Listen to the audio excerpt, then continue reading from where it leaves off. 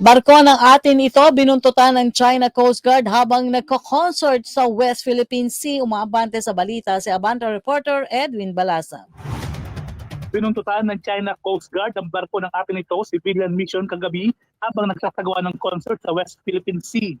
Natukoy ng atin ito ang China Coast Guard vessel na may hull number na 3306 at 21549. Naispatan ng shadowing habang ang MV Kapitan Felix Oca ay nasa layong 54 nautical miles mula sa El Nido, Palawan. Niradyuhan pa ng mga dayuhan ng barko ng atin ito pero sinagot ito ng radyo challenge ng mga Pilipino. Kagabi naganap ang una sa dalawang concert ng ikatlong atin itong mission, tampok sina Eva Dancel at Joel Cabangon, gayon din ang iba pang local at foreign act.